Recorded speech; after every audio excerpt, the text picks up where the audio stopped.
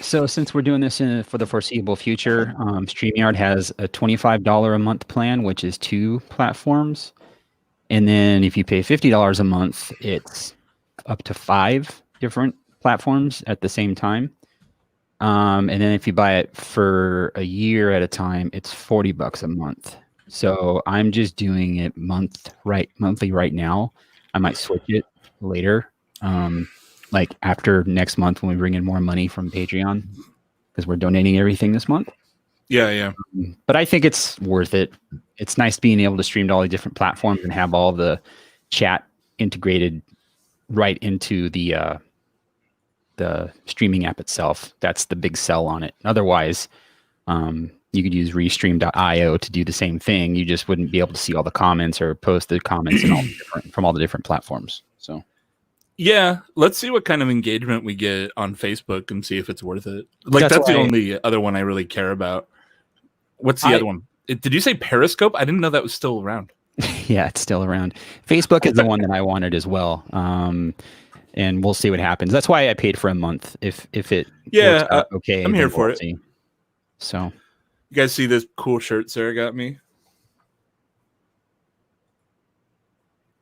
Long live, love, laugh. Triple L, baby. Hey, it's my mom. You know what's weird is I don't even see Saison Brett color on the website. I don't see color. You don't see Saison. It's like one of their main beers. Saison Brett? Yeah. The corked. Limited release. It says limited release. Yours is limited release? Yeah. And it's not on their limited release on their website. Maybe they don't make it anymore. Hang on. Brand new bottle. Hang on. It's called Saison Brett. It's not on their website. Boulevard. I thought they were a big brewery. They're huge. They have Saison Brett 2020 limited release. That's the link I have in the document. Yep, it's not on their website. Huh. That's unless you search for it. I swear to Christ, Greg. I searched for it and I found it. What do you swear to Christ for, man? Oh, Christ. There it is. It's because my keyboard works. I was able to find it. My keyboard works now. I unplug it and plug it back in. Before you got on, Greg's like, yeah, I bought this USB switcher. It's a piece of junk. And my keyboard doesn't work. And I'm like, oh, that sucks. He's like, yeah, my mic's plugged into it too. And I'm like, well, maybe don't do that. I did that for work because my mic is meetings. My mic is plugged into my keyboard. Oh God, you guys are killing me. It's USB. Yeah. Dude, so for my work meeting, we actually have a virtualized Windows instance that we can use, which I had never really taken advantage of. So I just logged into my remote Windows instance through my desktop, so I didn't have to unhook all my shit. So I don't have to use my work. Do this. I just remote desktop in VPN and then remote. Yeah, this is it's a cloud running Windows instance too, so it's not just like my computer at my desk. Turns out, being the company that has AWS, we have some cool shit sometimes. So I bought some new lights. I don't know if you can. They're like accent lights. I have them like pointing down. You can kind of see it on my arm. I saw the pictures of the lights. Cost me $25 a light, basically, and they're colored bulbs and $40 a bulb. No, the bulbs are only $12. What the fuck? The Hue color bulbs? They're not Hue. They're made by Philips, but they're a different brand. Like it's a cheaper brand, but they still integrate with Echo devices and Google and everything else. And the app they have is really nice. Like, but they're not Hue. They're not Hue. You use this different app called Wiz, WIZ. What the fuck? I don't know. But and Hue is supposed to be cheaper because it uses the fucking little hub, and they don't have to build like a Wi-Fi receiver in it. Well, the hub was only made because the bulbs never talked to anything. I think the bulbs were kind of a thing before smart devices got popular, and so they had to make the hub to adapt to all those devices. Right, and because it was too impractical to put a Wi-Fi receiver in there, right? Right. And so these work strictly off Wi-Fi. What the fuck? So Hugh is dead, basically. Well, I don't know what the difference is. I mean, I'm like, why would I buy another Hue bulb for $50 when I can buy one for $12? And I bought two because like I had just regular LED bulbs in my carriage lights outside of the garage, and I bought two colored ones during Christmas because I like to just make those like red and green. That's like our Christmas lights. Those two little lights, carriage lights. And I saw these. I'm like, these are only $12 and they're full color and like they work with everything and they work great. And so these, like the app, you can change colors on the fly. Like you can hardly see it because I have lights on. I dim the lights on. There we go. And the exposure on the camera just goes up. But yeah, they have scenes where you can like. Are they like exclusive to fucking Home Depot or something? I don't know. Did you get them at Home Depot? I think they're exclusive. They have this one called Party that it just basically goes through the colors and you can select the speed that it goes through the colors. Well, that's a real fucking pickle because I'm trying to boycott Home Depot. What Home Depot do? Their owner donated a shitload of money to Trump. Oh, that's right. I forgot about that. And the CEO of Lowe's donated a bunch of money to small businesses and helping communities. Well, the Home Depot. Anyway, they're pretty cool light bulbs. You know what? Use those rainbow bulbs to celebrate Pride, just to spite that fucker. He's already got your $30, so make a donation in Home Depot's name to gay charities.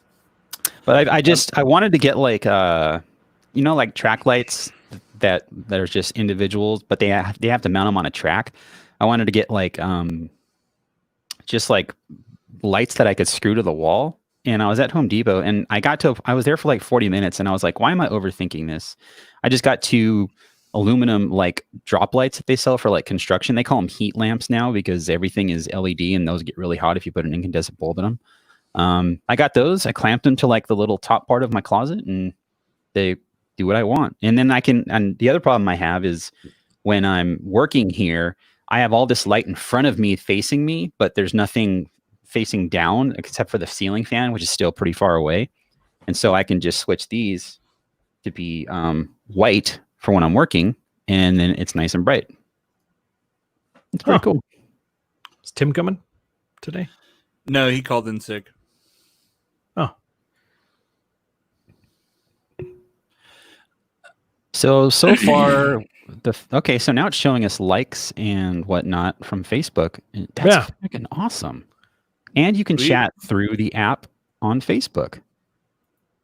And Christina's watching on Periscope. What the hell? People use Periscope. What? Who owns Periscope? Is that Twitter? Twitter. I think Twitter does, yeah. I thought they shut that down. I don't know if it shows it in the app that we're on Periscope. Is it? Nice mask, Chris. Let's see here. You guys want to start drinking beer? You got to start recording. Oh yeah, I guess. Oh yeah, we'll it's a drink good some idea. Beer. God. And I'm Do we want to start recording. with the Saison variants because that seems like a good starting place? Sure enough, Everyone's recording, better. right? Yeah. Mine looks super low. Hail What the hell? me! Hang on one sec. Ooh, ooh! Don't give him the stick. Huh.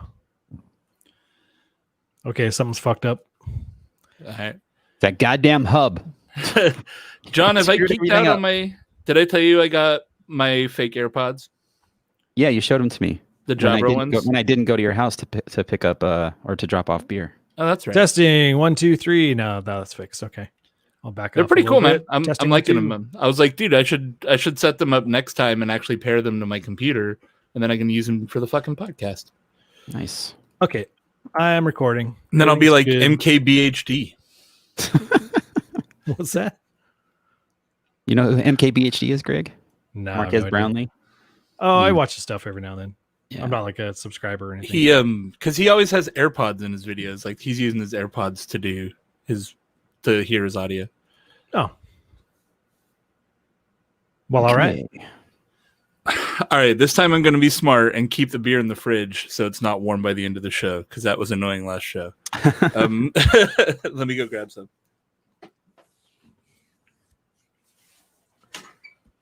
What's up, Dale Lord in the UK? How's everything going, you guys? Interesting. So we're on Twitter.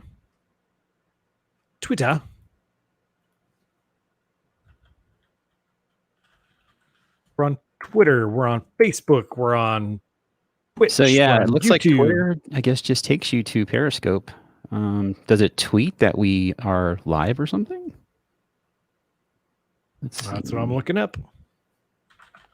Because I did schedule it, so maybe it works off that scheduling to... We are indeed live on Twitter. Oh, it does show it. Nice. Wow, $50 well spent.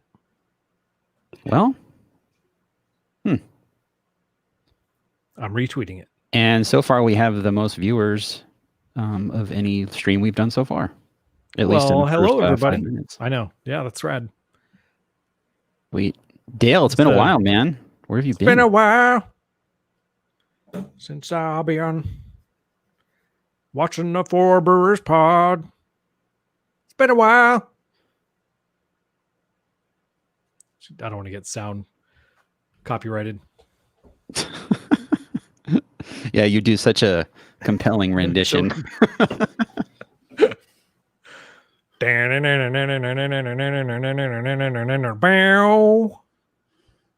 Wow. Kyle, ask me later. Jesus. Okay, so we're gonna do what first? I have Tank 7. Jason has Tank 7, and then Greg has Saison Brett. All right. Aren't they? Oh, I can save for the show. Greg only gets the esoteric beers they sell at Windsor Homebrew. It's $14. Okay, everyone is recording, right? CCC. All right. Welcome to the Four Brewers Podcast. My name is John Holzer, and as always, I'm joined by Jason Harris And Greg Nagel. And today we are doing nothing but beers from Boulevard Brewing Company. Boulevard is no stranger to the podcast. We've done their beers quite a few times on the show, but we thought we would focus on them exclusively because they're easy to get and their beer is really, really good. We don't really have any new patrons to announce this week, which is a first. It's been like every week so far we've had new patrons, which is awesome. So again, if you want to help us out on Patreon, everything that we make this month, we're donating to Black Lives Matter causes. And if you send us a donation on PayPal, the same applies to that. And again, thank you to everyone who has signed up on Patreon to support us over the last couple months because it's been awesome. And we also have no new reviews on Apple Podcasts. And as it currently stands, our 4-star review is still a 4-star review. Our little talk didn't persuade him to add another star. So we just got to bring Matt back. There we go. Yep. So I got some news to talk about that's been happening over the last 24 hours. But before we do that, do we want to pop a beer so we have something to kind of put on while we're talking? It's me, Papa Beer. Come, children. I got the Saison Brett. So yeah, we tried to have as much overlap as possible. And we failed. Well, I mean, kind of, yeah. But we do have style overlap. So Jason and I are opening, or me and Jason, I should say, we're opening Tank 7, which is a Saison from Boulevard. It's an excellent Saison. And Greg is opening this year's Saison Brett, which I'm assuming is the same beer, but with Brettanomyces. Look at that, Brett. No, I think no. I believe the difference is Brett.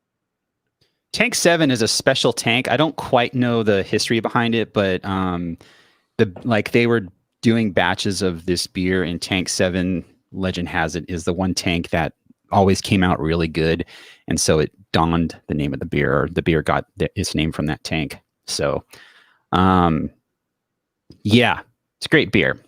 So a lot of stuff happening at the Brewers Association. Yesterday, I think the most important thing that we should talk about first, they laid off 9 people yesterday. One of those people was Julia Hers, who was, I think she was the craft beer director. Am I right about that? I believe so. Director of craft beer. She's an author. She does videos for them. Yeah, she was the craft beer program director at the Brewers Association. Yeah, she does a lot for them. She's the spokesperson, I think, as well. She is the first person I ever met from the Brewers Association. We did a show with her on New Brew Thursday. I want to say over maybe 10 years ago. It's the first time. Yeah, it was about then because that's when the first iPad was announced. We were in San Francisco. We were brand new as a show, at least with me on the show. And we went up to San Francisco to do some shows. And we did a show with Julia. I think this was at that time. I could be wrong because we went there another time. Maybe it was the second time that we went there now that I think about it. But we went to the Thirsty Bear and we did a show in the basement of the brewery with Julia. And it was really cool. And she's like super nice. She's super knowledgeable. Like she is very, very smart. She knows a lot about the beer industry. She's very passionate about craft beer. I get that money. I mean, their revenue was down 70% this year because one, they're not having GABF. No events. And the events are, they're all canceled for 2020. But I mean, laying off Julia, like, I don't know, because everybody knows her. If like you're in, that's like laying off Charlie Papazian in my eyes. Like it's even worse because he's retired, so it doesn't. I guess he's already gone off the payroll. But she is the person who I would call. I mean, there's Carl, there's the homebrew guy, and I know some other writer people that I'm in touch with, but hopefully they all still have jobs because it's not a huge office. I mean, it's not a huge operation. No, it's not. And laying off 17% is, that's a lot of people. So we'll have a link in the show notes to the article at Westward. They go into more detail on it. Julia, she posted on Twitter about it. I believe she retweeted the article, and she basically said, my DMs are open if you want to offer me a job. No doubt. Like, that's so bizarre. Like, I can't see her working anywhere else. I mean, I just because that's all I know her as is the craft beer program director for the Brewers Association. She's who I think of when I think of the Brewers Association. And same. It's besides Charlie Papazian. Well, yeah, he did start it, but I mean, as far as like the face, like Greg said, the person that we talk to is Julia. And if I had a dumb question, she would be the person who I would reach out to and get an instant answer within 5 minutes. Yeah. Just as not from just being a media person, but being like, hey, what do you think of this? And she'd give me like her unbiased non-Brewers Association opinion. Yep. She was a wealth of, if you needed a quote for an article based on around beer or something, she was always somebody who I'd go to because she's so knowledgeable. Like I hope I could still reach out to her in the future, but that's a real shock to have her missing from that role. And we had her on 4 Brewers when we were at the California Craft Beer Summit, I want to say 3 years ago. Yeah. We that's when we had the portable Zoom H6 recorder, and I had it in my bag, and we each had a mic, and she said we looked like an octopus podcast or something. And but she's just very endearing, totally cool. Like I'm gonna miss at least having her in the beer scene at a professional level. I'm sure she's not going to go. I'm sure, she still loves beer and whatnot, but it's going to be weird not having her, in the upper echelons of the Brewers Association. True. Yeah. Hopefully it's just temporary, and post COVID, it can kind of get back to, get her back in there. I was thinking that too, but I mean, she's not going to get a job at McDonald's in the interim. Like, she's going to look for a job that is going to pay her well, and there's another maybe career path for her. So absolutely. I don't even know if the opportunity for her to go back as far as her professional career is concerned will be there. So, but yeah, I think they've laid off 24 people, which is 35% of the Brewers Association workforce. So they are not doing well. And that kind of goes into their announcement that they made yesterday for GABF 2020. They announced earlier that it was going to be entirely online, like a virtual experience, and they gave us more details about that. So basically what they're doing is they have different packages. The base level ticket for GABF is going to be $20. And what that gets you is between October 1st and 18th, they're calling it a passport that you get. You'll have access to deals from breweries and stuff that are participating nationwide. And you'll basically get discounts and stuff like that. They didn't go into greater detail with that, but that's what they said. And this kind of reminds me of, like, if you're a member of the American Homebrewers Association, they have discounts for, like homebrew shops and bottle shops and stuff. And I know with the app, if you have location access turned on, like, it'll just give you a pop-up and say, hey, you're near a place that will give you 10% off your grain or whatever, and you can take advantage of that. It kind of reminds me of that. So again, $20, I'm going to buy the full package. The full package is the passport and a t-shirt, I believe, for $50. Yeah, I'll do it. I mean, they need the money. Like, even if I don't use any of it, it's like, here, just take the $50 and you know what? That helps. This way, me, a lazy ass who doesn't want to go to Colorado, can finally be like, "Yep, I went to GABF. Wasn't that great?" It wasn't that great. I'll drop my glass for you, my friend. Yeah. And then you can go, oh. Least favorite thing, by the way, just gonna go on record.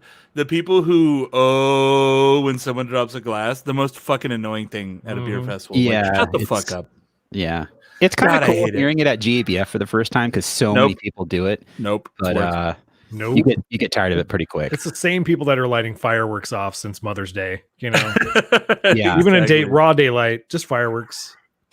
But also, in addition to the discounts at the deals and stuff from the 1st to the 18th, they're also doing some stuff online October 16th through 17th, or October 16th and 17th, I guess.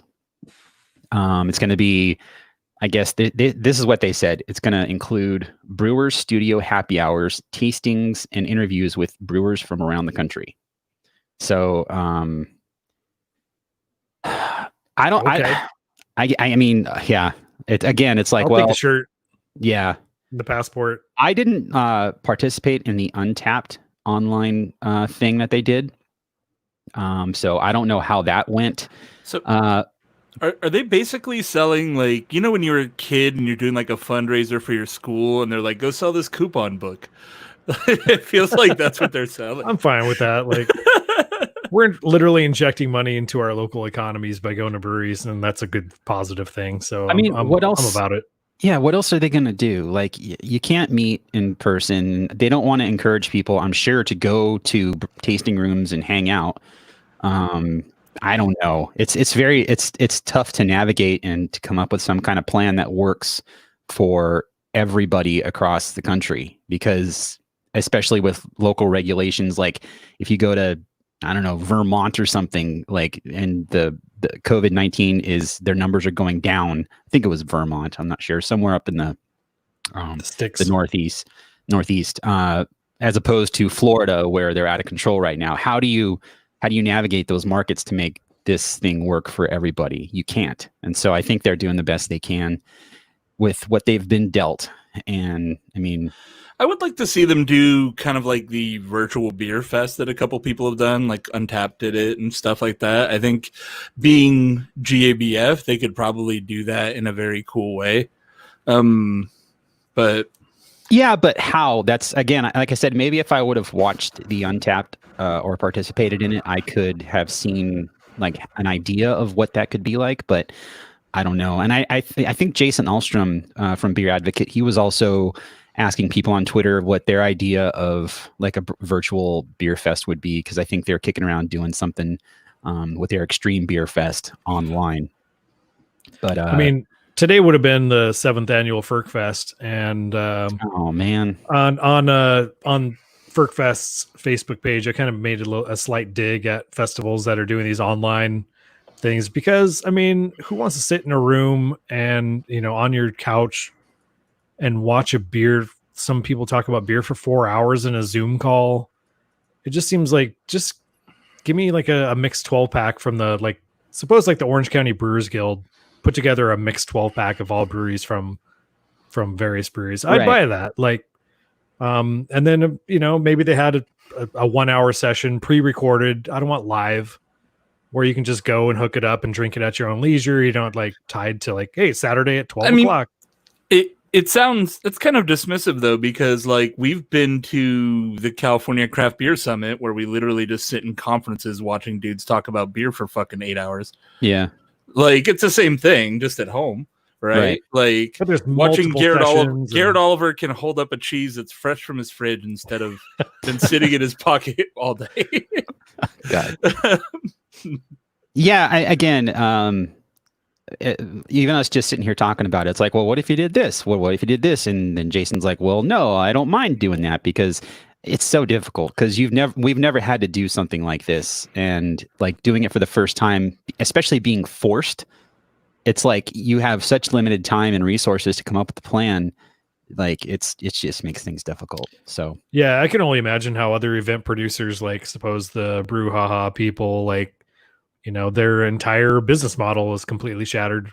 So I don't know what they're doing. Haven't heard from them. Maybe I should reach out, see what they're up to. But I mean, event for somebody who puts on one beer festival a year, you know, that's money out of a lot of money out of the nonprofit.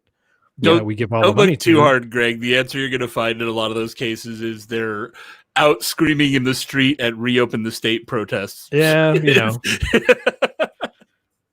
that's probably what half of them are doing. Probably.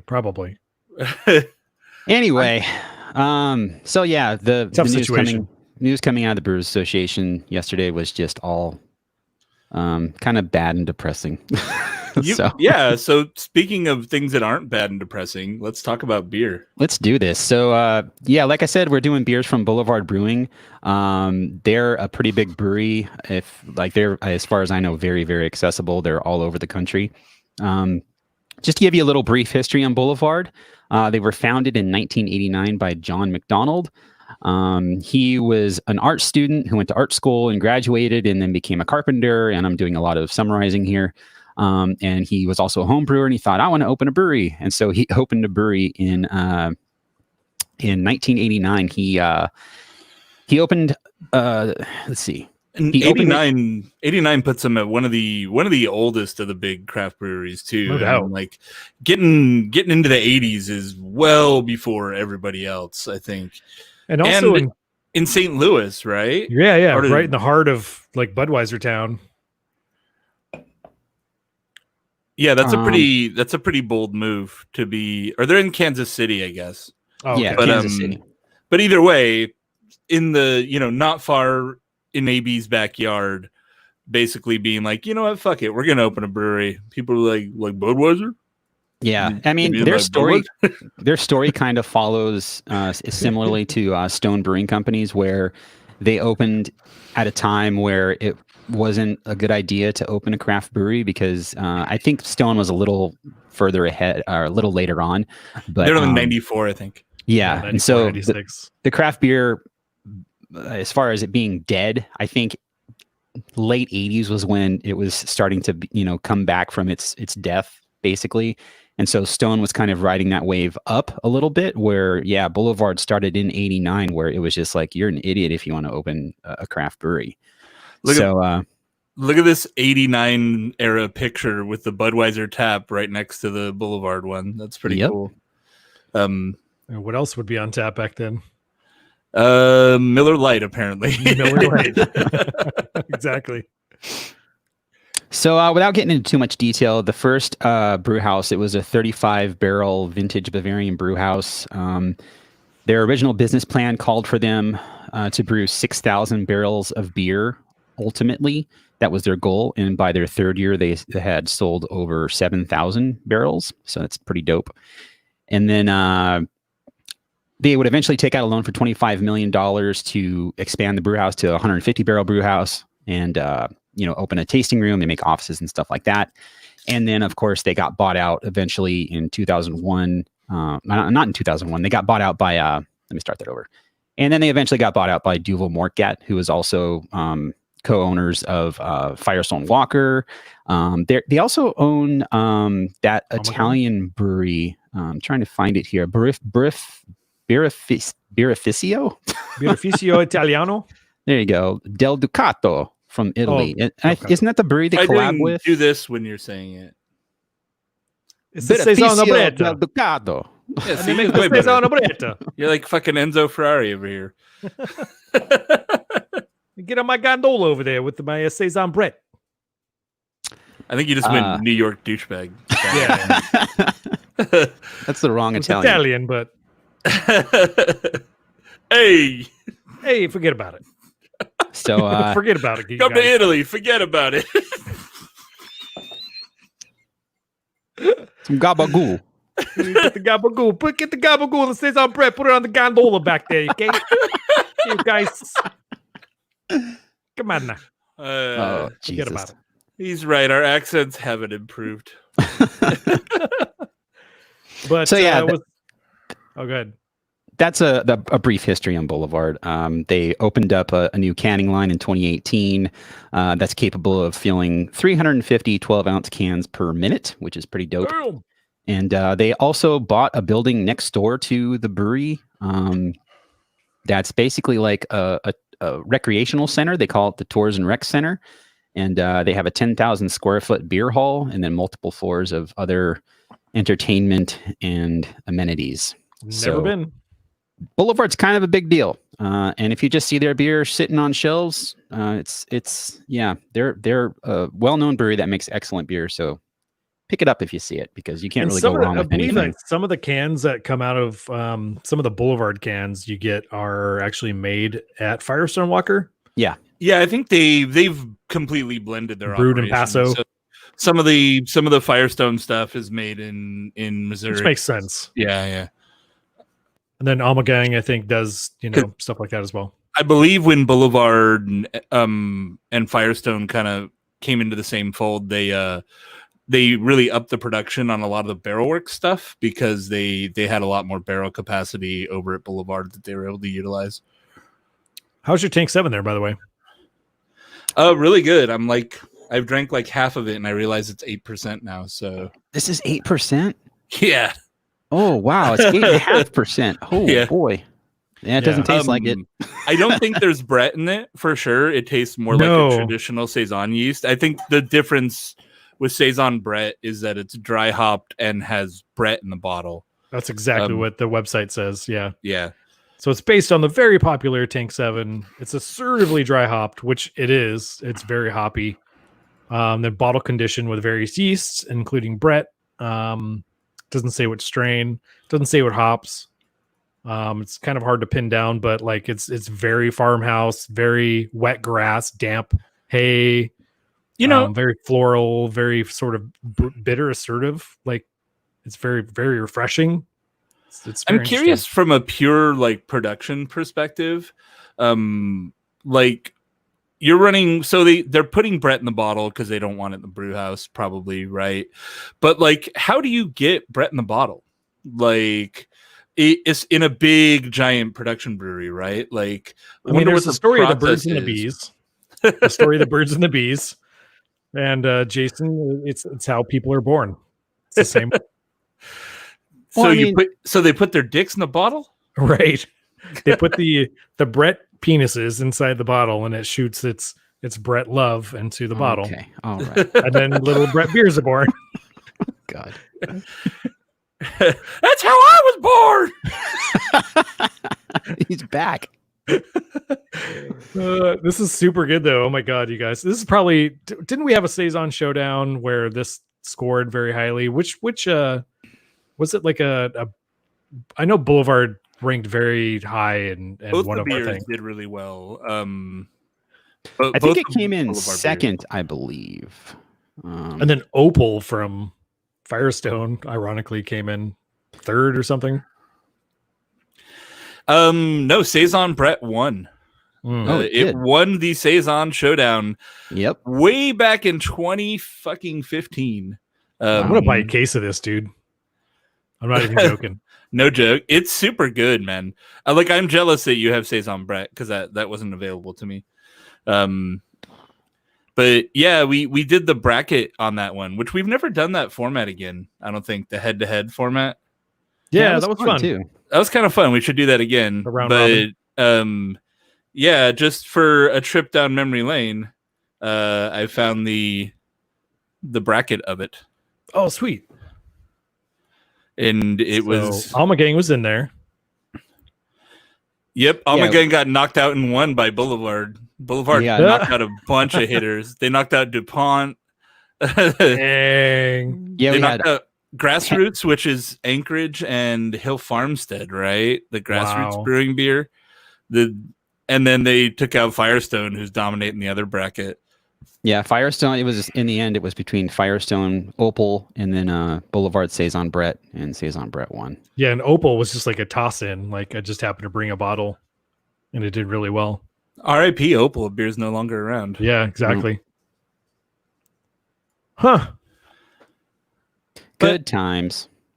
This is a really good, clean beer. Again, I'm like, let's start light. We're gonna do a Saison. I was like, fuck, it's 8.5. Yeah, I did not even notice that. Man, I have a 6-pack of this.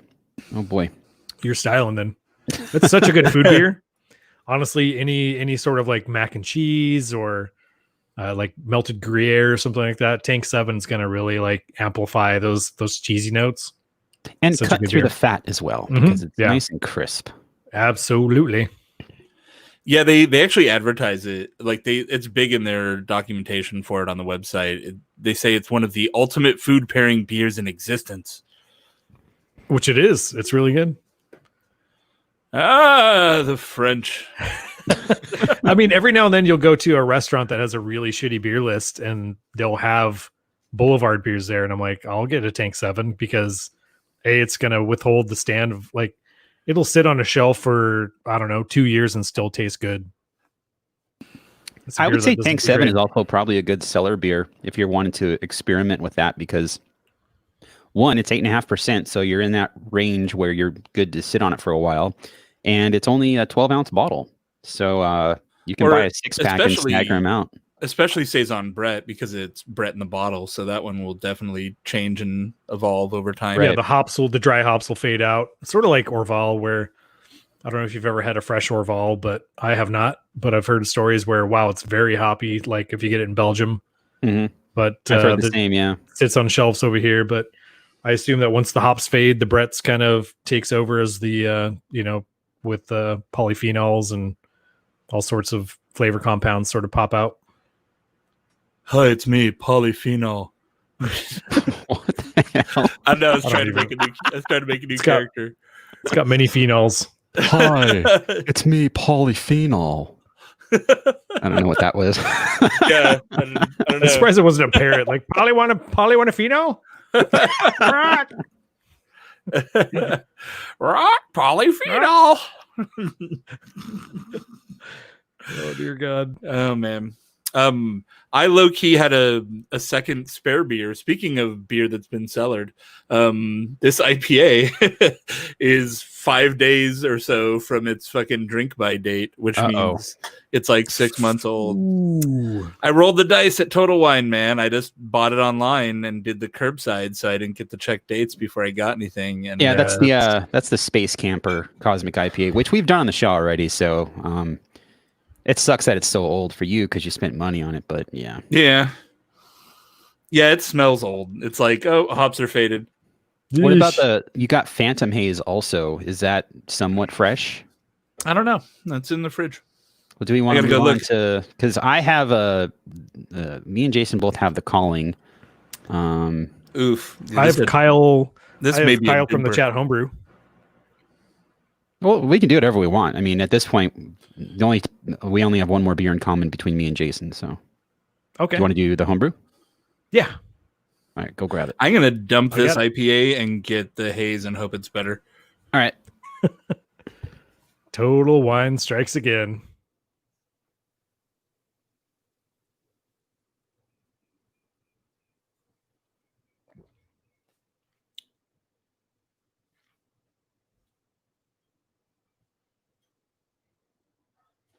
The beer so good. Das Bier.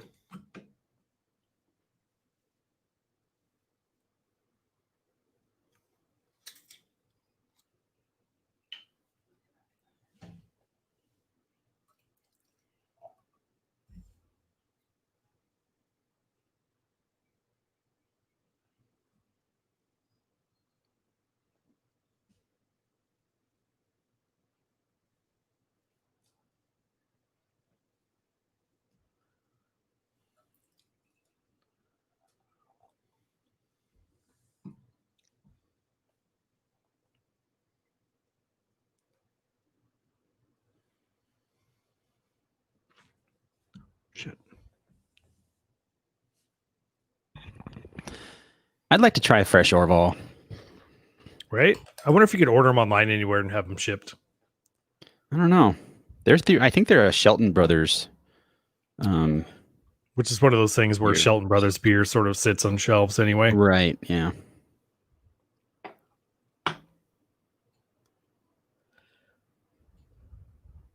Guess we got to go to Belgium. Belgium.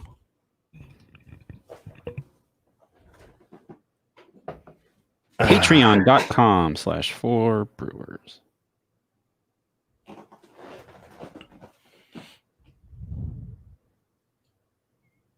Man, this is a big boy too. Another 8.5. Ooh.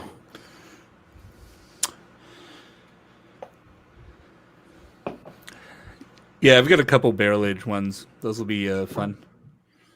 My Rye Maple is 13.2. Oof, that's big. Oh, you have the Rye Maple. I just caught that, yeah. I wasn't. Because it has a leaf on it, like a maple leaf. I was like, oh. 2020. Rye. Maple. Here we go. Maple.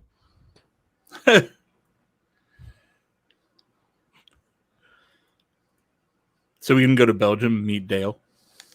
Let's do it. Should. Fortunately, I can barely leave the house due to a pandemic, but maybe one day I'll be able to go somewhere else again.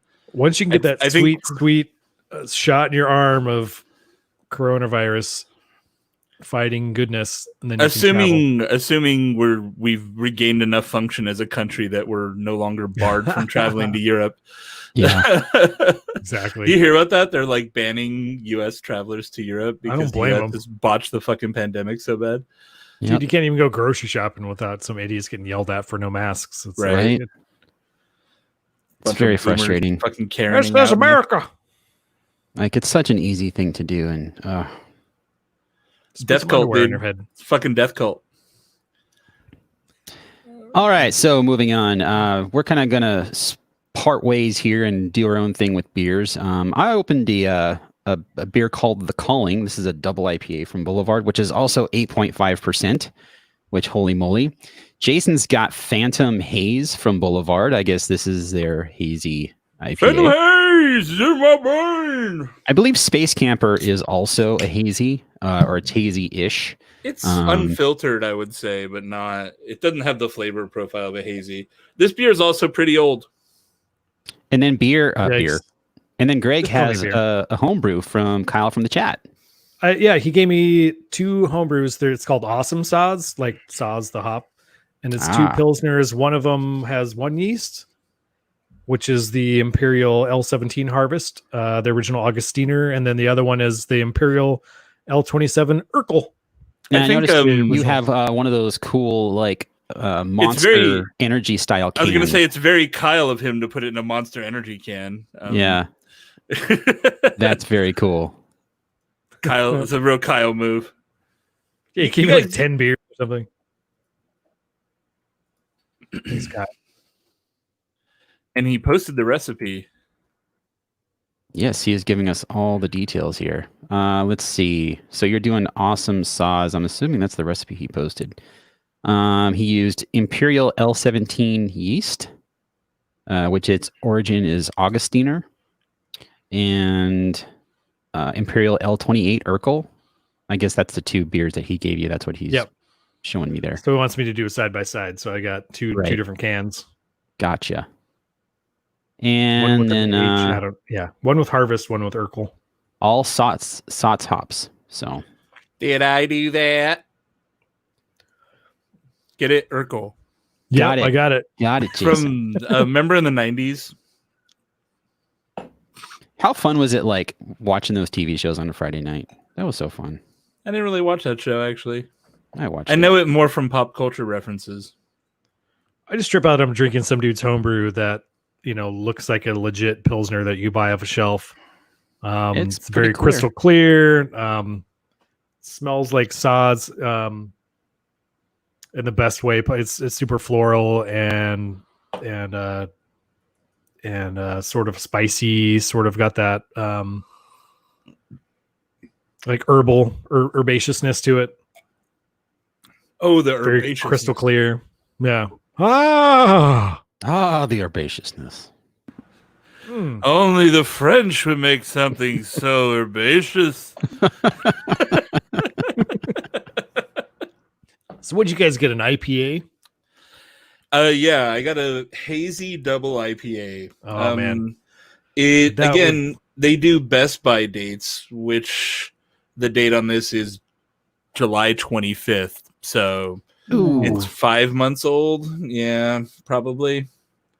Yeah, because I think a lot of the bigger breweries that do Best By dates it's like a 6-month window, I'm assuming. Yeah, usually. And Total Wine's probably warm. I don't like Best By dates. I'm glad there's something there, but just give me a date that it was packaged and let me decide. Like, that's what I want. I don't want your recommendation on when it's best to drink by. I want to make that decision myself. It's a little better. The Cosmic or the Space Camper was just oxidized. It tasted really old. But this is not as bad, but it's got a little bit of hop brightness to it, but it's past its prime. I fucking rolled the dice at Total Wine and lost. What happens when you shop at Total Wine, man? Especially online and like just taking the gamble, taking the risk. Ooh, that could be dangerous. That's what the kids say. And then he's got to eat it. It's got to eat it down the sink. Seriously, I'm out there pouring out that other beer, and I'm like, luckily I have 5 more of these. Oh my god! So I can guess. Like if you gave me these two and said one of these is Pilsner Urquell's yeast strain and one of them's not, I would be able to pick that out just by the nose. It's got like a very slight diacetyl thing, which is exactly what that yeast does. It smells like a Pilsner Urquell, saws, and just like sort of like some of the British breweries have like a very like subtle diacetyl note too, which is like even the BJCP calls out, which is style appropriate. That's something that I would look for even like if you want to train yourself on diacetyl, like in trace amounts, Pilsner Urquell's your beer. I don't like Pilsner Urquell. I've not a fan of that one. Yeah. So the two beers are completely different. The Augustiner one's completely crystal clear. There's no, it just smells like a good Pilsner. This one has sort of like a corny, candy-ish, slightly butterscotchy note to it. It looks like, according to Kyle in the chat, he wasn't planning on having D in there because he says he thinks it maybe came from the yeast harvest, or or he thinks he's maybe tasting it in the hop oils. I blame it on. It doesn't sound intentional. I mean, if you just buy Pilsner Urquell off the shelf, you're going to pour it and you're going to smell like that candy butterscotch. Mm-hmm. There's like a note that it gives off. I don't know if it is diacetyl or, I mean, it seems like it would be. Well, dear God. But no, so it sounds like from what you're saying, Greg, that it's a deliberate or it's a known characteristic of the yeast and that's not what I'm saying. Necessarily a sign that Kyle did a bad job on it. That's what I'm saying. Oh, okay. He's like, hey, I'm getting diacetyl on this, and Greg, being more beer educated than, especially in the European styles than the rest of us, is noting that's a noted character traditional BJCP note for that beer and that yeast. Yeah, I don't think it reabsorbs every single bit of diacetyl that yeast is super lazy. It flocks out. As far as I'm concerned, I don't know. I've never brewed with it because I'd be concerned of getting the D in my beer. So yeah, that just sounds like. I mean, unless you are a huge fan of Pilsner Urquell, like why would you even bother if you're going to get traces of D from that yeast? That's I had a college style appropriate. Yeah, from the beers. fermentation. I had a college professor that was like, Pilsner Urquell is the best beer in the planet.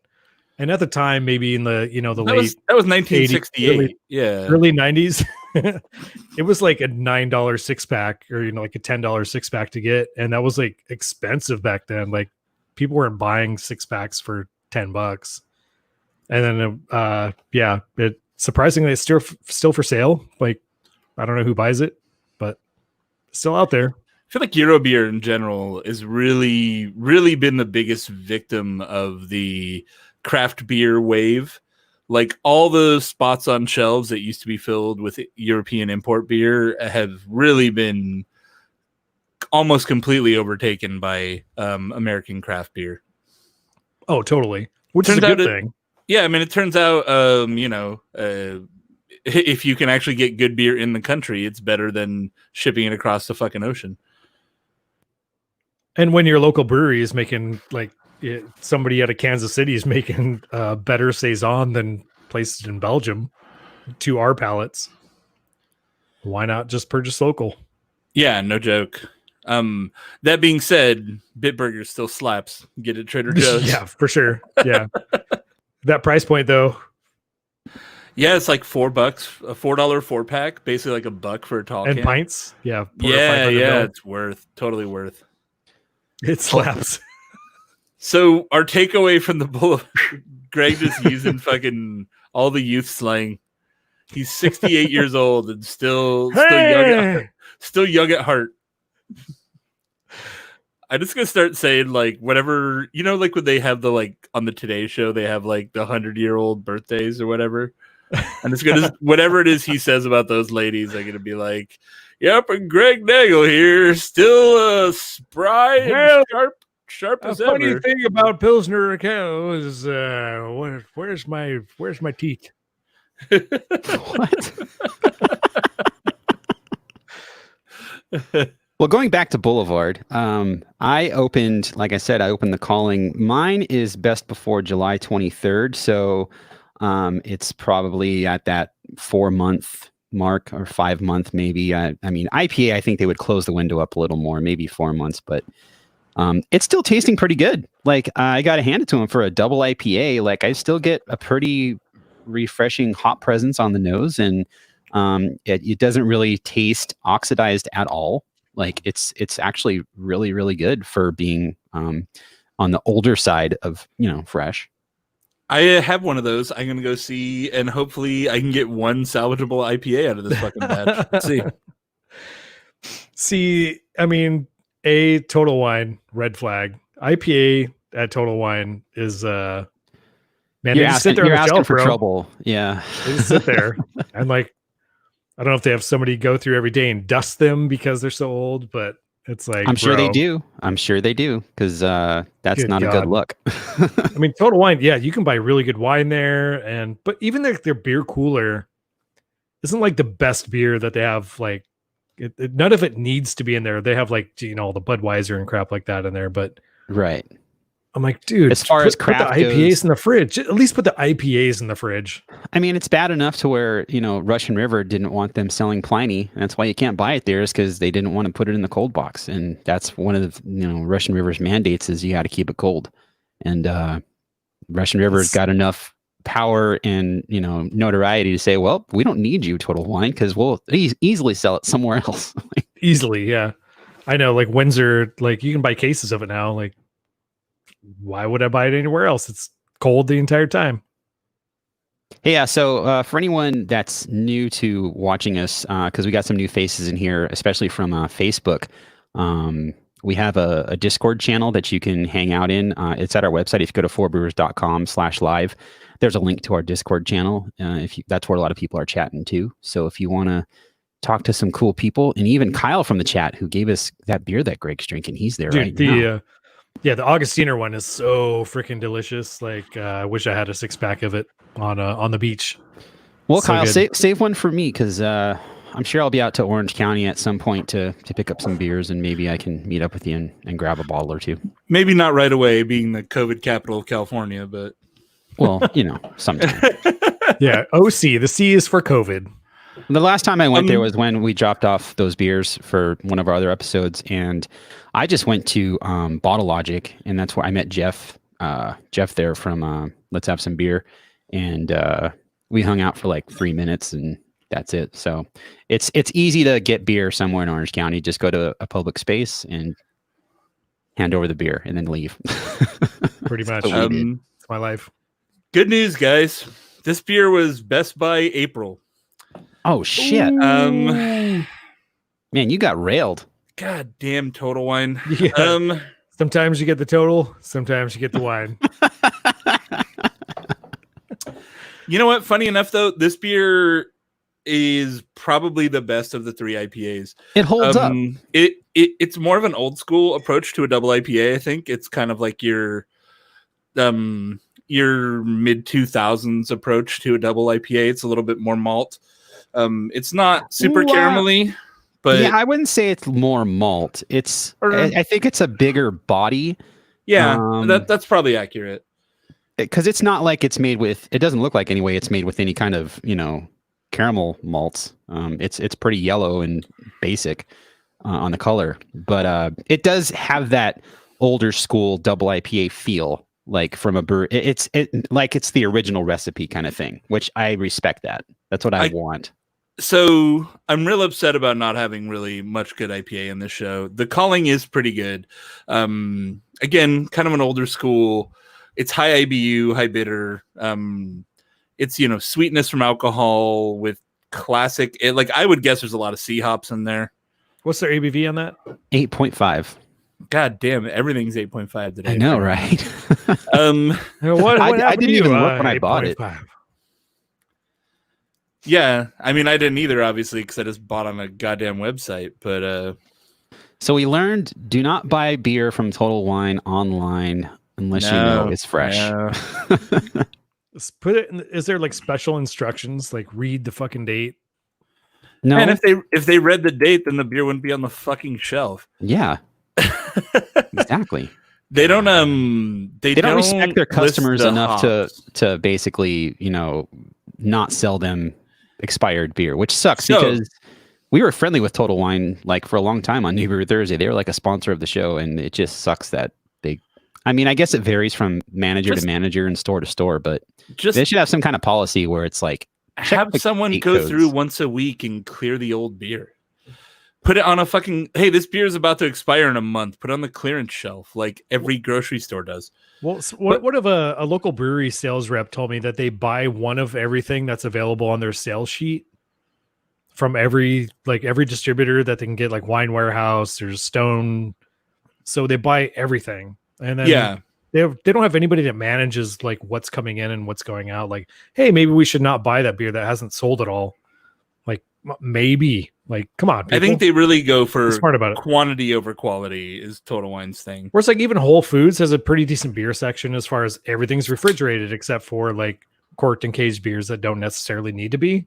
I wonder if that's a symptom of it being, a wine and spirits first focused store where that approach, you don't need to worry about freshness nearly as much in those categories, right? So just having a big selection, it makes you stand out. But in beer, freshness is important where it's not to the other categories, not nearly as much, right? So that's true. Like you can have a bourbon sit on the shelf for 2 years and who gives a shit? Their name kind of says it all. It's Total Wine and more. Like more. They focus on the wine part of it, and it's like, well, we might as well carry beer and spirits too because we're selling all the alcohol products anyway. And yeah, spirits you don't really have to pay attention to. Like they could sit there for years and probably be fine. And wine, same thing, unless it's something that is dependent on being fresh. But beer, it's just overlooked because it's like, nah, it's just beer, And that's such a obviously a basic approach to beer, and it sucks that they don't focus more on the importance of freshness. You guys, I'm not going to end this show without getting a good IPA. and I called in a fucking ringer. Damn. So technically the same company, Union Jack. Onion Jack. Technically, dude, that's a big technically right there. They are the same parent company. They brew each other's beer. And Union Jack still counts. And this was canned in February. Well, how is it, Jason? It's fucking great. Because, yeah, wow. It's not oxidized. It's bright. It's got a good hop character. So nice. It could be so nice. Well, I think Greg and myself have one more beer left from our Boulevard haul. Greg's got a rye on rye maple. And I have a bottle that I pulled out of my cellar, which is Love Child number 7, which number 7 was bottled in 2018. So it's not that old considering it came from my cellar. The freshest beer in John's cellar. Exactly. So this beer came in 6-packs, you guys.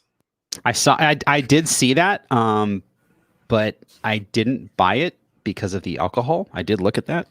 I mean, you could, I guess, age it out, but why would you in 2020? So 2020 is all about just drinking stuff fresh, right? I have one beer that there's no way it's too fucking old. It is a bourbon barrel-aged quad. Oh. There's no way that this beer...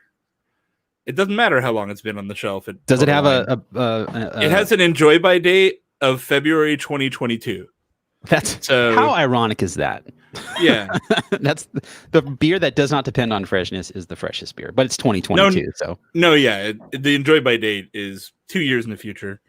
By the way, I don't know if you guys remember, but back the brewery that makes the Dissident, why is their name escaping me? Deschutes, yes. I went off on a tear on an episode many years ago about how they put enjoy after dates on their bottles, which I think I remember that. Bullshit because like I want to drink it now, and they've since changed that to bottled on dates. They don't do enjoy after anymore. So just thought I'd point that out. I noticed it and I was like, oh, that's nice. They probably heard me. Probably not, but yeah, it was specifically you, I think. Yeah, it was all because of me. You guys are welcome. When the guy was redoing the art on the bottle, he's like, "This one's for you, Johnny. This one's for you." Thanks, guy. Well, dude, I've had rye on rye many, many times over the years, and this is probably the most intense expression that I've ever had of this beer. So I guess they took, it's got this beautiful copper hue to it. It's kind of hard to see on the webcam, but from my view, it sort of looks like Anchor Steam, but a little darker. Yeah. A little darker. Yeah.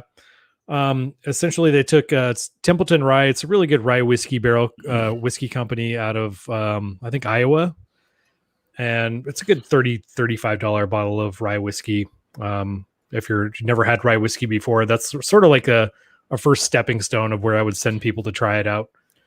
Very extremely smooth and delicious. But so they took rye whiskey barrels and they emptied them out and then filled them with Vermont maple syrup, and then emptied them out and then put this beer in it. And it's intense. It's very maple forward, not in a bad way. It's sort of like a quad sort of on the nose, but it's got a slight rye spiciness in there with just this nice sort of like pancake vibe to it. Like not like thick and syrupy, but that nice dry sort of like sticky sweet real maple syrup. You know what I mean? Yeah. Apparently I've only ever had the original rye on rye once in 2014. So I was like, that beer does not ring a bell to me at all. This is delicious. I'm going to go back and buy a few more, man. Wow. I kind of regret not buying the 6-pack. Greg got all the fucking winners, and I'm sitting this is here. Really good. I got the my only complaint is I wish the carbonation was just a touch more. Like it's sort of on the flabbier side. Like it could use some, for a 13.2% alcohol beer, it could use a little more oomph to it. But yeah, wow. I think coming from Greg that he'd buy many bottles again. That says a lot. I mean, I think Greg's pretty picky about beer, and I'm not going to say especially big beers. Yeah, I'm not to the point of snobbery, but he's just discerning and he likes what he likes. And if he points out something that's really good, it's usually safe to say it's really. Oh my really God, good. that's so freaking good. That's a good breakfast beer. That's a good brunch beer. This is my beer. I got the dud.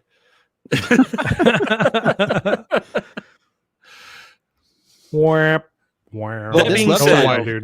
this Love Child is actually very, very good. I think it's at its peak right now. I mean, it's pretty tart, and I'm not a big sour ale fan, but the thing I like about this beer is it does have a nice malt characteristic to it, and it still comes through pretty well, even though it's pretty smackingly tart. You kind of, I don't know if it's, you get it's like a caramelly kind of spice to the nose. And the beer itself is, I mean, my lighting is very low right now, but it's, in the webcam, it looks very, very red. It's not red. It's a dark copper, basically. Crystal clear. It's excellent though. Again, 8.2%. So everything that I've had so far has been 8%. And they have these little dials on the back of the bottle that indicate the sour level, the funk level, and the fruitiness level. And if you're looking at those dials, it's 30% sour, 50% funky, and then like fruitiness is like 5%. That sounds exactly like me. Like if I was to have a Tinder profile, that would be my three descriptors. That's Greg's Tinder profile right there. I don't know if it's going to focus. If I weren't married for 20 years, that would be my Tinder profile. Slightly funky, slightly sour, and not so fruity. Your headline should just say "A Scaly Manfish," but So on their website for this beer, they use the European Brewery Convention to show color instead of SRM. Huh. This is a 74 EBC, this quad. It looks like a quad. It's got that kind of like dark brown, still a little bit translucent. Focus is fucking with me a little bit, but still a little translucent. A little bit of light gets through. It's not just a stout, but this smells fucking good. Apparently they take varying years of sorry. I think start that sentence over again. So apparently with this beer they blend different barrels that have been aged for different times. And then they add cherries to make up for the angel share beer lost during aging. Oh, sweet. Which is interesting. Yeah. I didn't know that actually. That's smart. Yeah. That's cool. It smells like I'm trying to place what it is because it's got this like sweet, like kind of lightly brown sugary thing. Like it smells like a really rich dessert, but not in like a super sweet way. Like, I don't know, like something you'd see on the British Bake Off. Perfect. It's got this golden toffee pudding on the bottom. Exactly, yeah. This is where we need Matt's impression of that show because he does a really good. Yeah. I watched it just because I love this impression so much, and the show is great. It's so good. Yeah, we started watching it too, and it's a great show. Like it's just like wholesome and not fun, but I don't know. It's so light. It makes you happy. Everyone's so nice to each other, and they make all these weird pastries that you've never heard of before. And they're like frangipan, like that's a word people have said before, and like everyone seems to understand it. It's Jammy Devil. They're like, oh yeah, this is my family's recipe for freaking crisps or whatever. They call cookies the wrong shit. It's great. It's a good show. It's like the opposition or the opposite of what you would see on American reality contest shows where the judges, even if something's disgusting, like on the Great British Bake Off, like they tiptoe around it and they try to be as nice as possible. And they're just like, it's unfortunate that this You just didn't pull it off. We're on American shows. They just get obliterated, where it's like, you are scum. I don't know why you are still breathing, let alone cooking. Like, you need to kill yourself because this is awful. Like, that's just a sharp contrast. Wasn't the weakest link from the UK, or was it just that lady? That lady was British. Remember that show? Yeah, it was like really big for like a year, and it was like, yeah, you fucking suck. Get off the show. Like that was like their whole thing. British cooking shows. Tell us about this wee tart you've made. The crust is just lovely. American cooking shows. We replace your knives with Phillips head screwdrivers and release raccoons in the kitchen. The clock is set for 30 seconds. Please bake us peace in the Middle East. Pretty much. This beer is fucking fantastic. It's like got this like element of like a chocolate covered cherry, like a hint of that flavor. It's really raisiny. It's super. Again, it's like rich in a dessert, like in a grandma dessert kind of way. Like not, well, the kind of grandma that doesn't put a pound of sugar in a cherry pie. It'd be nice if everybody's grandma were to bake or homebrew some quads. Yeah. Can you get on that? Great gams? Well, that's good. At least you got one like solid winner from the bunch. And Tank 7 was a fucking banger as always, but I think unfortunately the IPAs are just old. The moral of the story is don't fucking go to Total Wine unless you can check dates. Well, yeah, I was gonna say, if you're gonna pick anything online to buy from Total Wine for contactless delivery or pickup, pick beers that aren't dependent on freshness. Bourbon barrel aged quad, if it's a year old, it's probably not going to be an issue. Again, in Tank 7, probably not an issue. I would prefer it to be fresh, but like I said earlier, it's probably a good beer for cellaring. So if you're desperate to pick up beer from Total Wine and do it, online, don't get IPAs or pale ales. Yeah, or Vol. Just buy Vol. Yeah. This beer though is really like a beer that is kind of out of fashion right now, right? It's a barrel-aged beer, but it doesn't have any crazy shit in it. It does have like a hint of this cherry flavor, but it's not super sweet. It's not like riddled with adjuncts. But you know what? This is the kind of beer I want more of in like I would like to see make a comeback, which is like your barrel-aged beer that still is beer flavored. Yeah, quads in general, like come on. They're so good. BA quads are rare, but they're a fucking treat. When I saw this, I was like, oh, dude, every barrel-aged quad I've ever had is just fucking great. Now, is this a 6-pack thing or a one-off? This one came in a 4-pack, so I got a couple. Okay.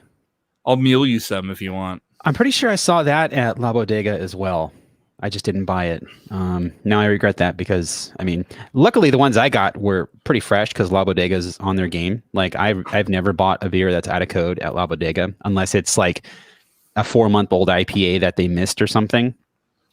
But overall, the stuff I got was really good. So I'm pretty happy with my Boulevard stuff. But as a brewery overall, like again, you can't really go wrong with their beer. The solid brewery, especially Duval, they're not going to buy, or Duval, however you want to say their name. They're not going to purchase. Wow! I just want to go to their website real quick and admire their section of beers. Like, so their year-round selection, they have like stuff like an unfiltered wheat. They call it a hazy, which is hilarious. They have Kolsch. They have a rally ale. I don't know what that is. Jam Band Berry Ale we've had. Easy Sport we had on our like light beer show. It was the last Boulevard beer we had. They have a very deep portfolio of beers. And then seasonals, they go through like whip beers and sour ale, or sort of like a kettle sour with cucumber. Sounds super refreshing. That cherry lime Radler sounds rad. Yeah, right? I would love to have that. Yeah, Jeremy Danner, who was their former beer ambassador, he's now at Four Hands. That was his go-to beer. Like he had the hashtag Team Radler. Like that was his beer. So it wasn't his beer, but it was one of his favorites. What I'm appreciating is the lineup of non-IPA beers. They have such a deep portfolio of like, here's an Irish Red. Like, okay, dude, that grapefruit wheat sounds dope. That is a flavor combo I've never seen, but it sounds fantastic. Kiwi wheat beer. Okay, I'm down. And then there's the Smokestack series, which has all the barrel aged stuff. some double IPAs. The calling on this show, Big we Seven. wish for better Boulevard beers. We're like, wow, this seems like they have way better beer that we didn't get. I wish we had those. Exactly. So yeah, it seems like they have a good portfolio of stuff that just doesn't make it out here, unfortunately. But well, look out for them.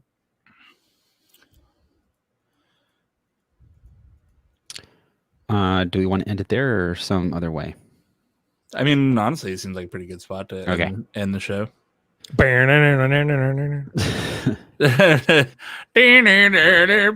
everyone, John here. Thanks for listening to Four Brewers.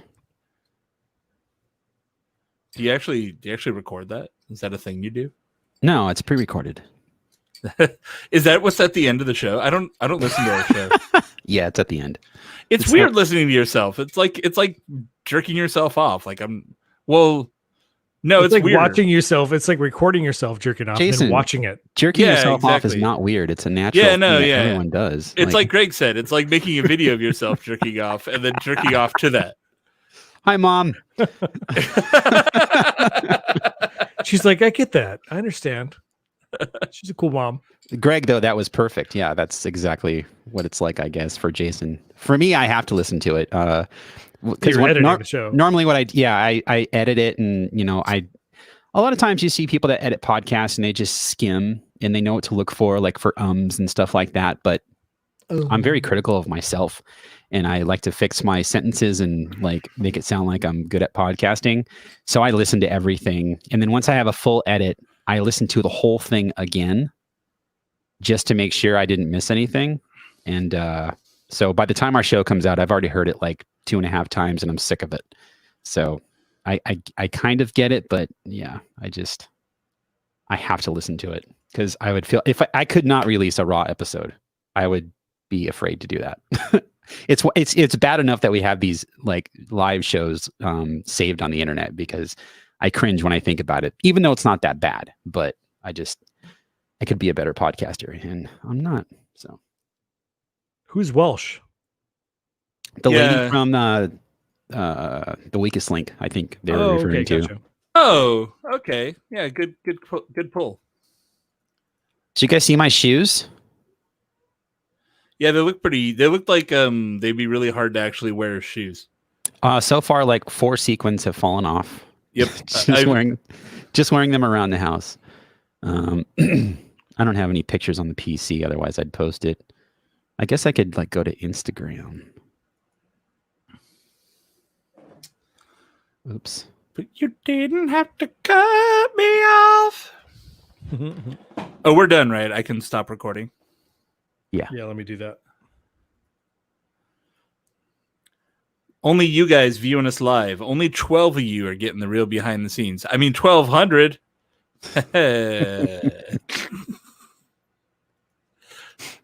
That's like Accidental Tech Podcast live numbers, 1,200. All right, let's see, go here. I feel like you can't have Accidental Tech. Like you got to really be deliberate about that. Well, they were a podcast about cars, but they started talking about tech after the show, and then more people were into that. Yeah. I feel like we've had this exact conversation like 5 times. Yeah. So these are my shoes. If you're watching the live stream, they're the new Converse Pride shoes, which I mean, if you're like down for supporting Pride, that's cool. But if you also just like really colorful shoes, like this is the best time to buy them because lots of companies do this. I'm a big fan of like multicolored shoes and rainbows. So these are sequined on the outside, like the outer part of the shoe with sequins that, you know how you've seen those sequin shirts that you can like brush the sequins and it like changes colors. Bedazzled. Yeah, well, kind of. So these are like that on the outside. You can actually swipe on the shoe and it'll change from colorful to silver. And so they're only pinned on the top of the sequin. And then on the other side, it's silver. That Converse logo looks so cool. And those are just fixed. So those aren't swipeable. Then the sole itself, usually the white part is this like matte finish rubber sole. And this is the same thing, except it's glossy. You can kind of see on this photo. And it's got, I can't read what's written on the back, but it's like equality. diversity, equality, and something else. But it's like a glossy finish, so if you get them dirty, like you can easily clean them.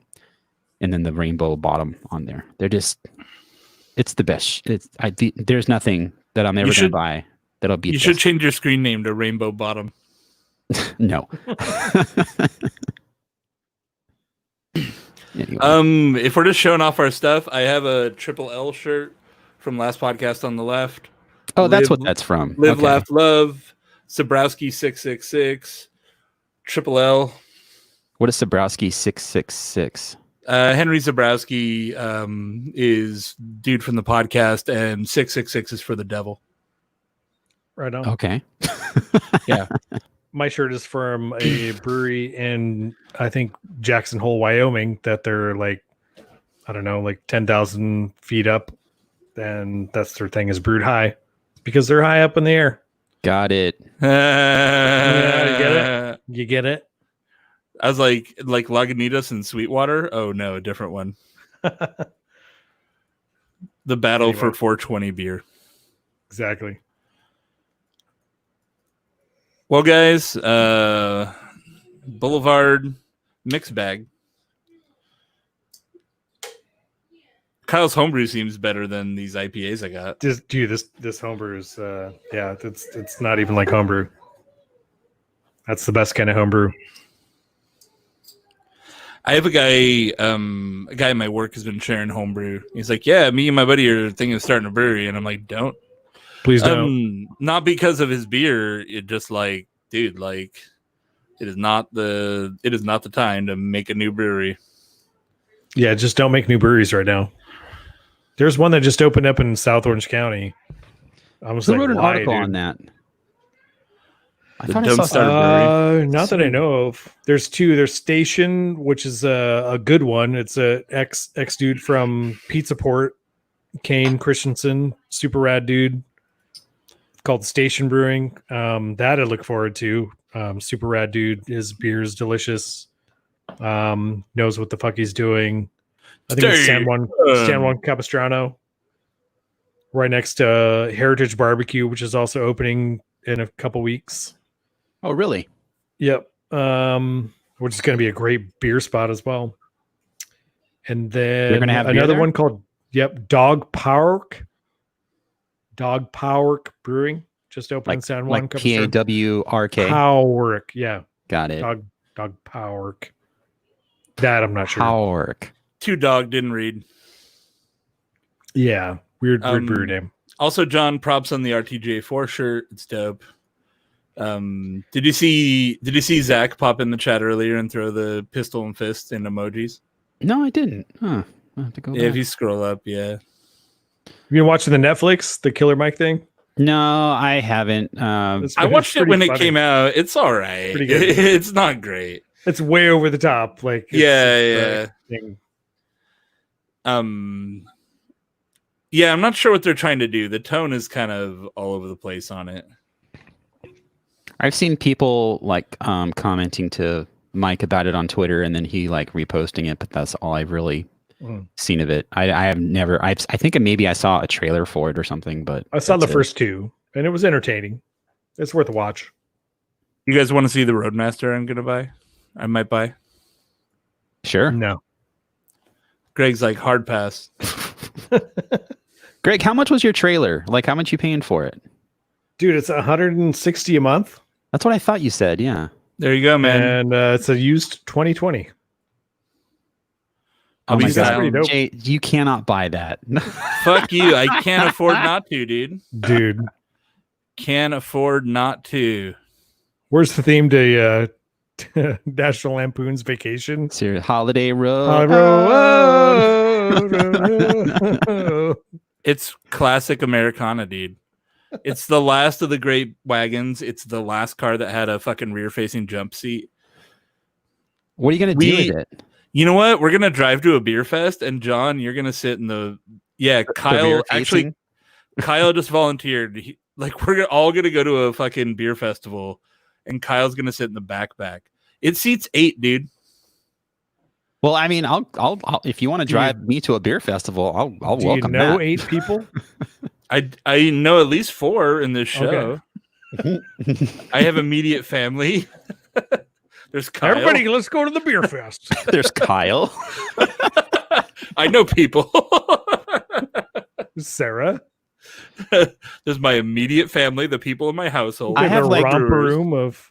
I have I have 2,000 employees that I followers could on Twitter. order to hang out with me. I have 2,000 followers on Twitter. I mean, so I have like so many friends. All the I friends. have friends. I definitely have friends. I'm sorry, I have 1,996 followers. My rants have been pretty bad lately. a couple of hitchhikers. Yeah. So there's a stabby beard. I'm gonna hire some day laborers just so I look popular. I will pay you guys $10 an hour just to hang out with me. Amigo, trabajo. Cerveza. Dale said that car is so big you can social distance inside of it. Fuck yeah, dude. Fuck yeah. It's basically a pickup truck with a fucking roof. I'm not hating on you, man. It's just I admire you for buying something so ridiculous. Like, You gotta have the on the steering Roadmaster wheel. will be like the defining characteristic of my life. On the steering wheel, you got to have the handle attached to it so you can steer like this. aren't those illegal for some reason? Yeah, the rumble thing. I don't know Why? It does have the column shifter, which are a weird old school thing nothing has anymore. And what year is that? 94. 94 to 96 are the years I'm looking at. I would prefer 96, but they Sounds didn't like make a money that many pit. of them. Nah, the volume. I could give you a whole thing on why it won't be too bad, but it won't be too bad. The values on them have pretty much bottomed out and they're starting to go back up. So there's a very real possibility that I buy it and in 5 years I'm able to sell it for what I paid for it or a little bit more. So Do it, man. So I just opened the Periscope app on my iPad, and the first thing I saw was our stream because I follow 4 Brewers. So that's kind of cool how that works. well, yeah, it's probably the only stream on Periscope right now. No, there was a couple other ones. There was like a musician with They're like, this thing on. The people at Periscope are like, holy shit, something's streaming right now. Well, what makes it what makes it viable is its integration with Twitter, and like that's how Christina saw us. I don't think she's ever been on, at least that I've seen. She hasn't commented anywhere, so maybe this is the first time she actually saw us stream or something. I don't know. We have 1 viewer, so that's me. Sounds good. She actually saw us stream. I did say I did enjoy that a few people that we don't normally see chimed in on Facebook. So honestly, if we're going to keep doing this, I think it's worth the money to have this many outlets to stream to at the same time. I mean, again, something like Restream.io does exist where you can just point it at a server and it'll restream automatically, but you don't have that comment integration, which I think is very important. It's really cool. I need to share it to my OC Beer blog thing. I need to share, now that it's on Facebook, I think that'll open up. We can put it in like OC Beer Society group, and then maybe people can join from there. I think with Facebook, you can add multiple pages or personal pages. Again, you can only stream to up to 5 places.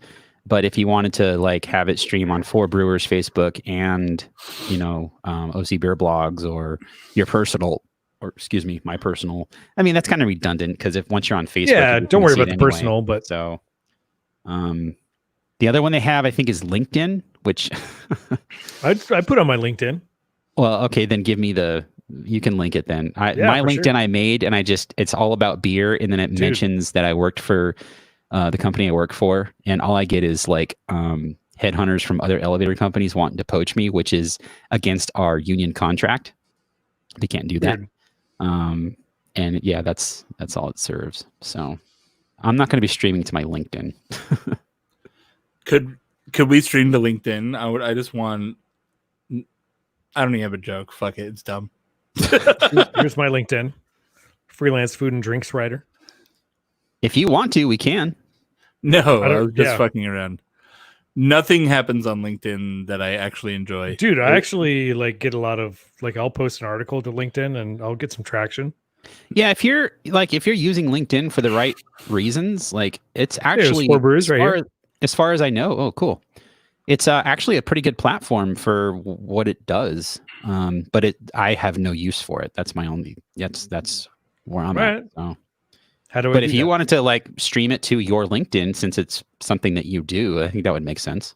It's linkedin.com/in/Gregory Nagel. I'd have to. Well, you'd have to go in and because you have to sign into your account and then link it and give them permissions and all that stuff. So I'll do that. I think you have the admin access to StreamYard. Let me try that LinkedIn page. Kyle wants to know if we're streaming on Mixer. Oh, they're going out of business. Wah, wah, wah. Yeah, I think that was a joke. That sucks too, because I have a buddy, Dave, that he just started from scratch playing Fortnite and was he playing Fortnite or something else? One of those battle royale games, and he's really, really good. He started, I want to say, a year and a half ago on Mixer, and he wasn't sure whether he would do Mixer or Twitch, and he went with Mixer because it was built in. It's like you can stream to Mixer from an Xbox, and that's what he uses. And so he just was like, well, I'll use Mixer. And I think for that integration, Mixer was really cool because you could just stream right then and there. And if you had a webcam, you just plug it into the Xbox. It's essentially a computer, and you could, be streaming. Hey, hey, whoops. LinkedIn says you're not approved for LinkedIn Live. It shared that somehow to all of our feeds, thankfully.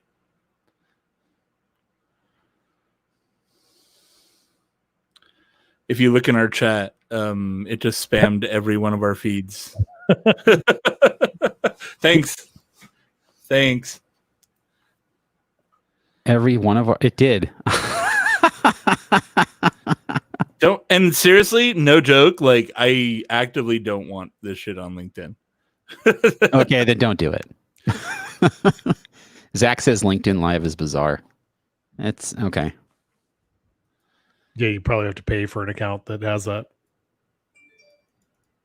They got to make money somewhere, right? Yeah, they do, I'm sure. LinkedIn is now an option, though. Yeah, disable it. Disable it. I'm going to remove it. Did you add it, Greg?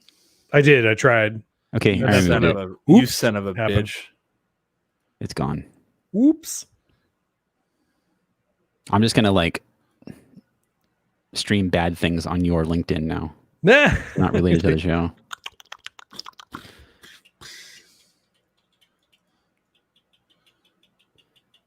Beatspin.com just oh god. You spin me right round, baby, right round.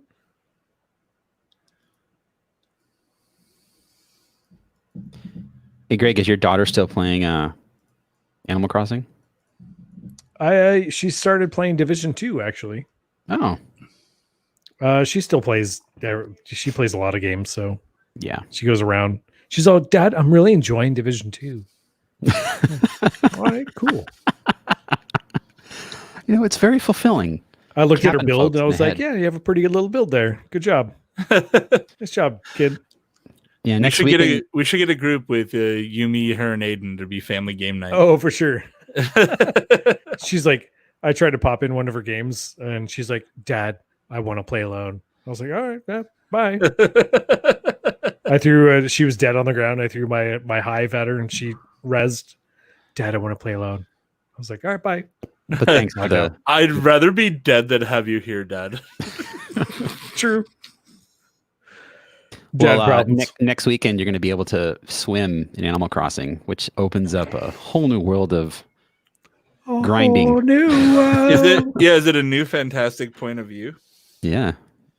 It's something that's been rumored for a while. And is there anyone to tell you no or where to go? Mm-hmm. Nope. Or say we're only dreaming. How is there still 9 people watching us? Dude, we're having fun. They're having fun. We're all having a good time. So we got 5 on Twitch. Hey, Greg, did you see the Facebook. forums? The forums are saved? Oh, something awful? Yeah, the forums, they're saved. Okay. They were gonna die. Have you not seen any of the drama this week? I did, yeah. I did. Yeah. The Something shocking. Awful forums, which I've been a part of since 2000. I'm 3 months from my 20-year reg date. Same. Like No, I am. I'm 20 years now. Sweet. I'm 3 months from retirement, so I'm like, God damn it. June 2000 was my reg date. But yeah, there's been all this bullshit. The owner, creator of the forums, like beat up his girlfriend and shit, and everyone's like, "Well, fuck this. We don't want to support this guy or give him money anymore." And he apparently is gonna sell it to like one of the dudes that mods one of the shit, and the forums are saved. Yay! I mean, they're great forums. Yeah, it's a bunch of old nerds. It feels like the internet in 2005 before they let everyone with smartphones on. Right. This is true. It's where memes were born. Do we have a troll, or is this like someone trying to be funny? I think a little bit of column A, a little bit of column B. Do you guys ever get worried about the elite add fluoride to bottled drinks? Huh? No. Nah. That'd be a no. Sorry. Who's adding fluoride to bottled drinks? I worry about the elite buying up water sources that are coming from like natural resources and then selling back to that us. shit. Yeah. In plastic bottles. I'm more worried about that. I'm not worried about fluoride. I'm worried about Nestle owning fucking water. Seriously. So there you go. They hate the truth 21 says I legit believe this. So I don't know. I'm sure you can learn more about that on infowars.com.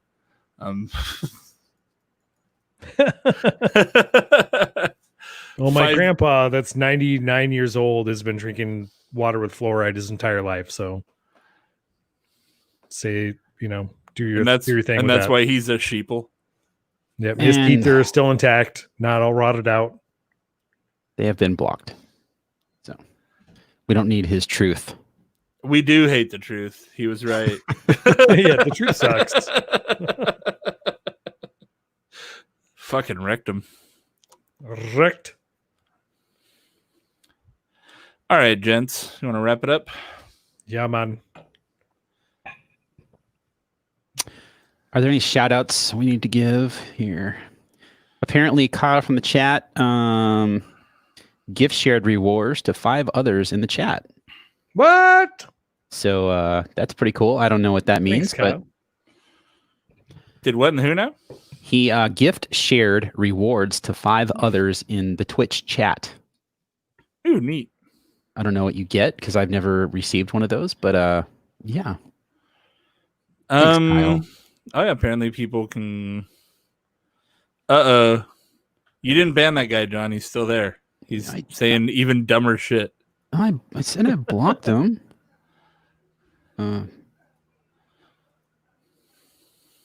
Oh, I blocked. I didn't ban. There we go. Yeah. There we go. Goodbye. Woof. We wrecked him. Damn near killed him. What are your guys' thoughts on the Jewish question? I wasn't reading it on purpose. What?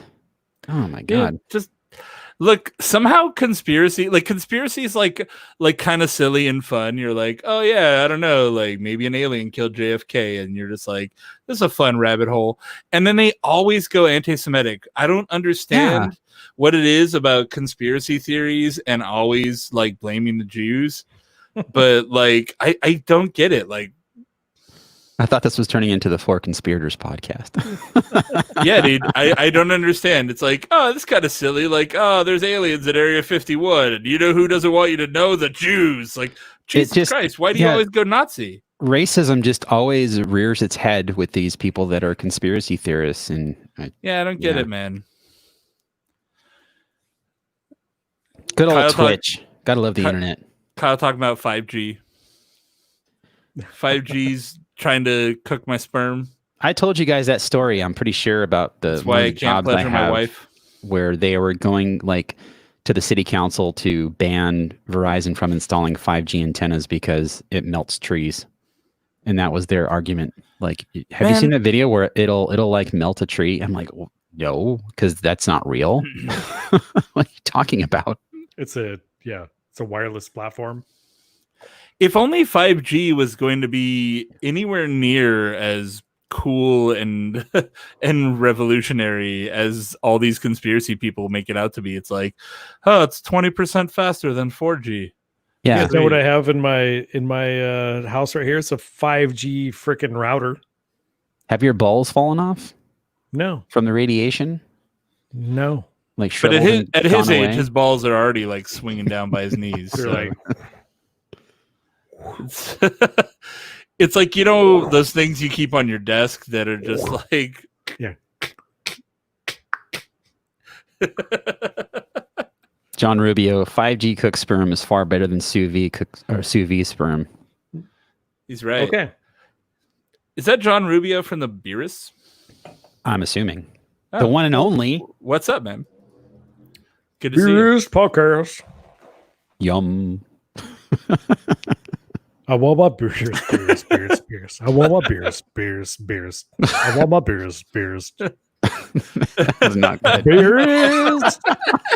Beers, back ribs, barbecue sauce. Beer's back ribs. Oh, man. For fuck's sake.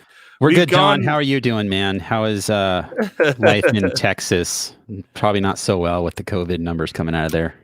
They just closed down bars again, right? I think Florida and Texas Texas and Florida. were like, oh, yeah, maybe we shouldn't have reopened. Although, honestly, we're not doing much better. We're supposed to be the, like, fucking communist liberal hellhole. And Nope. they just were like, okay, we're fully locked down. And like, fuck it. Everything's fine. Just do whatever you want. And then they're like, oh, shit. Nothing good is happening. God damn it. I don't know what happened because even now Newsom's still shouting that he's following the science and stuff, and I'm like sitting here on Twitter going, look, I'm looking at graphs from Microsoft and things are going up. Why? What's happening? Like, this isn't science. So. That's why. I mean, Orange County, where I live, there's places where I live in Anaheim where everybody's wearing their masks and everybody's super cool. And then there's like the beach areas where like it's all rich people and people who are like at Trump rallies and shit like that, Trump flags. Yeah. Somebody had a noose hanging from the back of their car. I saw that on Twitter. Yeah. I mean, like, bro. I'm sorry. They're actually using that to tow a boat. And it was tied to their tailgate, which is exactly how you tow things. Like, come on. With a Trump pen sticker on the back. Yeah. Go fuck yourself. But I mean, the only use of that knot is in a nautical situation. But like, you're on a boat, like if it's tied to like a sail or something, or however you're using it, like, okay, I get it. Like, but there's other knots to tie to achieve the same thing. Like, you don't have a noose is a kind of a difficult, useless knot. It's not that great. It's like it's like a complex slip knot, basically. That's it. If you have an American flag and a noose and a Trump pin sticker on your car, you might be a redneck. Yeah, man. Data Sci Guy pointing out that the UK has the highest number of deaths as a proportion of population in the world. We're in it together. We have a special. What was it they called it with George Bush and goddamn, who is the PM something back coalition? It was like a special relationship or something. They called it. That was a thing. They made fun of it in the movie Love Actually. Was it Rainbow Coalition? Why is that? No. What's the Rainbow Coalition? I assume something. Let's see. Well, Jason, I assume something, and I'm not going to talk anymore. I thought it was a multi-country. No, the Rainbow Coalition. Movement. Oh God! Oh wow! That's a Black Panther's Fred Hampton. Never mind. Could not have been more off base. Oops. Yeah, Data Sci Guy. It's our special relationship. Yeah, Boris Johnson is like really as close as he can get to Trump while being British. Yeah. Yeah, Rubio says in Texas, your bars are closed and tap rooms too, unless their income is 51% food related. Which in California, at least, it's not like that anymore. But when tasting rooms were opening, you just had to have food on your ticket. You didn't have to have like a proportional amount of food for, sales to your, alcohol or beer sales. So even then, like, don't open. It's too soon to fucking open up. And I applaud Highland Park. Like, I guarantee they're doing everything in their power to make sure that their employees are safe because they're just good people. And they're desperate. Also, they need to open. Like they need. They are actually. But they're doing reservation only on their patio only. It just sucks that they have to do it because I think Bob would rather not open. But there's no safety net. Like they have no other choice, and that's what sucks. And that's the shittiest part, right? Like if we would have just like four fucking politickers at this point, but if they would have just been like, you know what, instead of giving a bunch of fucking handouts to corporations to keep their stock price high, why don't we actually pay like people in small businesses and fucking like give them a safety net through the COVID pandemic? Instead, they gave everyone like a one-time $1,200 payout, and then they were like, "Well, you're broke. I guess it's time to go back to work, dickhead." Yeah, I mean, and it's like, fuck you. The government has so much power to like one to get people to wear masks. If like they made an active campaign to get like celebrities involved and the president himself wearing a mask, like you have the power of the postal service. You have this money where you could literally mail everyone in the country a mask, and at least they have something like a cloth mask of some sort. Just again, and like you said, having some kind of plan where you have this, this income that. Dude, if Donald Trump would have sold Trump branded masks, then like we wouldn't have a problem. They would be proudly wearing them everywhere with a big Trump logo on them, and at least they're not giving people coronavirus, and we know they're an asshole. But like I would much rather someone wear a Trump 2020 mask than nothing at all. Like at least you're doing it. I would buy a Trump 2020 mask to have in like some weird portfolio of like to wipe your ass with. Throw it in like a time capsule. Throw it in a time capsule and bury it in the backyard for like 80 years and have somebody like accidentally unearth it and like, wow, look at this. You're assuming we're going to be here in 80 years, Greg. Like you can't assume that far ahead in the future at this point. Oh, what a crazy, juxtaposition of items. All right, let's fuck off. That was fun. Later, homies. Good time, guys. Thanks for tuning in, everybody. Bye-bye.